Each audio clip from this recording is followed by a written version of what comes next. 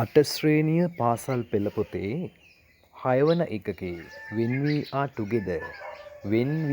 together කියන පාඩම් එකකේ activity 6 වල 5 පැහැදිලි කිරීමටයි මම මේ සූදානම් වන්නේ. every afternoon සෑම දවසකම හවස Ram's mother රාම්ගේ අම්මා prepare සකස් කරනවා a snack කියන්නේ කෙටි කෑමක් for tea තේ සඳහා පොඩි සුළු කෑමක් සකස් කරනවා. This is මේ how කෙසේද she makes ඇය හදන්නේ roti. This is how she makes roti. ඇය රොටි හදන ආකාරය. Match the pictures match කරන්න ගලපන්නලු pictures පින්තූර with the sentences වාක්‍ය සමග. Learn and try out. ඉගෙනගෙන මේක try කරලා බලන්න. බලමු රූප ටික. එක තියෙනවා රොටියක් හැදිච්ච එකක්. දෙවෙනි එකේ අර සමතලා කරනවා. තුන්වෙනි එකේ ස්කිලට් කියලා මේ භාජනය කියන්නේ අංක 3 තියෙන ස්කිලට් එකේ පොල් තෙල් ගානවා පෙන්නනවා.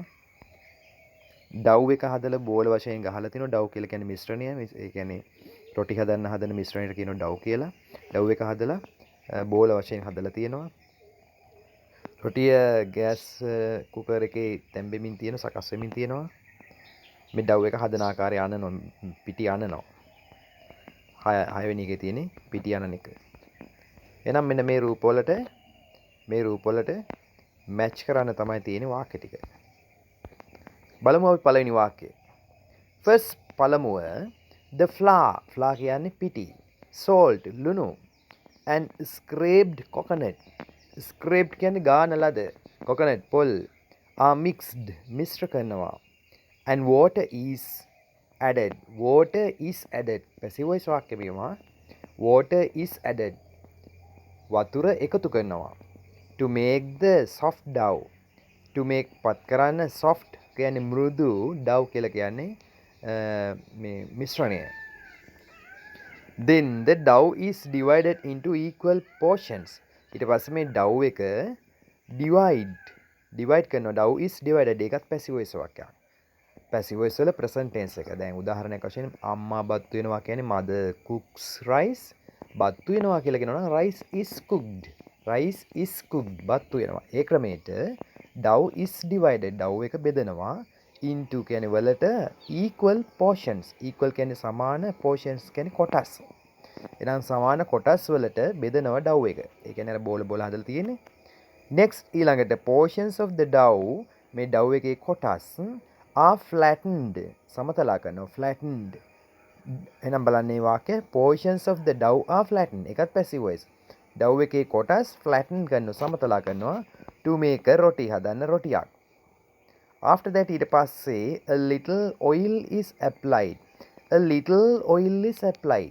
oil is applied කියන එක passive voice වාක්‍යය. oil ගානවා. apply කියන්නේ ගානවා. oil is applied තෙල් ගානවා.